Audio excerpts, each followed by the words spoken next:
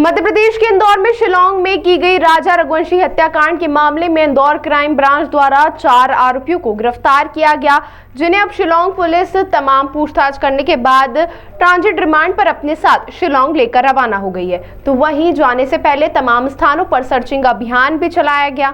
Indore crime branch additional DCP Rajesh Dhandotiya के मुताबिक Shillong police द्वारा कुछ सबूत दिए गए थे। इस आधार पर इंदौर क्राइम ब्रांच द्वारा राज कुशवाहा, विशाल चौहान, आकाश राजपूत को इंदौर से गिरफ्तार किया था, जबकि एक अन्य आरोपी आनंद कुर्मी को बीना से गिरफ्तार किया, जिन्हें शिलांग पुलिस प्लेन के माध्यम से शिलांग लेकर रवाना हो गई। जाने से पहले तमाम स्थानों पर सर्चिंग अभियान भी चलाया गया, जिसमें विशाल के घर से कुछ कपड़े बरामद किए जाने के बाद बात बताई जा रही। तो वहीं नंदबाग स्थित एक मैदान से सीन को लेकर भी सर्चिंग की गई थी। पुलिस का कहना है कि शिलांग पुलिस पूरे मामले में जांच पड़ताल कर रही है। जो भी उन्हें सबूत की आवश्यकता होगी, इंदौर पुलिस उनका सहयोग करेगी। एयरपोर्ट पर जब आरोपी को साथ में शिलांग पुलिस ले जा रही थी, तभी एक बुजुर्ग ने आक्रोशित होकर एक आरोपी को थप्पड़ भी जड़ दिया। इसका वीडियो भी जमकर वायरल हो रहा है। देखिए, ये जो शिलांग पुलिस यहाँ पर आई थी और 7 को शिलांग पुलिस आ गई थी। इसके बाद लगातार इसमें सर्चिंग ऑपरेशन चलाया गया था और 4 संदिग्धों को हिरासत में लिया गया, जिससे पूछताछ के बाद स्ट्रॉन्ग एविडेंस मिलने के बाद आरोपियों को अरेस्ट किया जाकर उनका ट्रांजिट रिमांड लिया गया, जो कि माननीय न्यायाधीश महोदय के द्वारा इसमें 7 दिन का ट्रांजिट रिमांड स्वीकृत कर दिया। और कल रात्रि में इंडिगो फ्लाइट से 9:45 पर शिलांग की टीम आरोपियों को लेकर शिलांग चली गई और शिलांग पहुँच भी गई है। मेरी डीएसपी क्राइम से बात हुई थी, वो पहुँच चुके हैं आरोपी।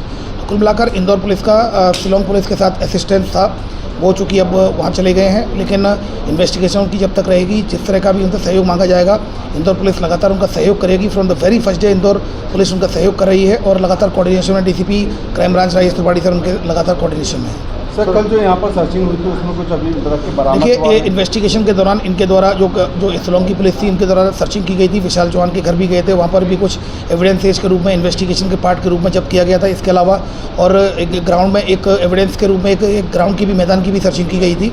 तो ये सर्चिंग के बाद फिर विक्टिम के घर भी गए थे और वहाँ पर भी कुछ पूछताछ की गई। कुल मिलाकर इन्वेस्टिगेशन में क्राइम ब्रांच उनके साथ रही और साथ में एयरपोर्ट छोड़ने तक उनके साथ थी। तो रात भर में बदमाशों की पूछताछ में क्या बताएगी, कैसे मर्डर करा? देखिए, चूँकि जैसा कि मैं बताऊं, उनको हिरासत में लेने के बाद शिलांग पुलिस के द्वारा इसमें इन्वेस्टिगेशन की गई, उन्हीं के द्वारा इंटरोगेशन किया गया था और पूछताछ के बाद फिर स्ट्रॉन्ग एविडेंस मिलने के बाद उनको आरोपी बनाया गया। तो ये बात सत्य है 50,000 रुपये भी दिए थे और शिलांग करने के लिए?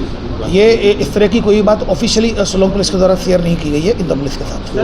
सोनम इंदौर आई थी सर? इस तरह की बात चूँकि कल मेरे साथ दोनों ही डीएसपी ऑपरेशन और डीएसपी क्राइम ब्रांच, उनके जो शिलांग के मेरे साथी थे, दोनों टीमें उनकी यहीं पर थी। उनके द्वारा और आरोपियों के घर की सर्चिंग की गई। इसके अलावा विक्टिम से भी मिले। अगर इस तरह का कोई पॉइंट होता तो उनके द्वारा शेयर नहीं किया गया। क्राइम ब्रांच जरूर जाती उनके साथ, लेकिन शेयर नहीं किया गया। लेकिन मैं फिर भी कहना चाहूँगा, from the very first day Indore police लगातार शिलांग पुलिस का सपोर्ट कर रही है और कोई भी इस तरह का अगर पॉइंट्स आता है वेरिफिकेशन के लिए कहा जाएगा, सीनियर ऑफिसर जो डायरेक्शन देंगे उसमें इन्वेस्टिगेशन में पूरी मदद की जाएगी। सर, जो वारदात में इस्तेमाल सिम और मोबाइल इंस्ट्रूमेंट को लेकर कुछ क्या जांच हुई, कुछ सिम के लेकर? देखिए, पूरी इन्वेस्टिगेशन शिलांग पुलिस के द्वारा की जा रही है। एक सिम के संबंध में इनके द्वारा एक ग्राउंड की सर्चिंग ली गई थी, लेकिन किस कारण से ली गई थी, क्या सिम कहाँ यूज हुई थी, इस बारे में शिलांग की जो इन्वेस्टिगेशन टीम है उसी को पता है। सर, बदमाशों ने पूरा हत्याग्रह कैसे रहा?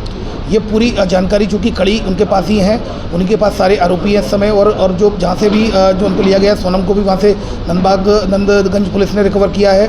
तो ये सारे जो कड़ियाँ उन्हीं के पास है, इन्वेस्टिगेशन का पार्ट भी उन्हीं का है। तो मेरे मत में चूँकि वही बेहतर ढंग से इसको एक्सप्लेन कर पाएंगे कि पूरी घटनाक्रम क्या रहा।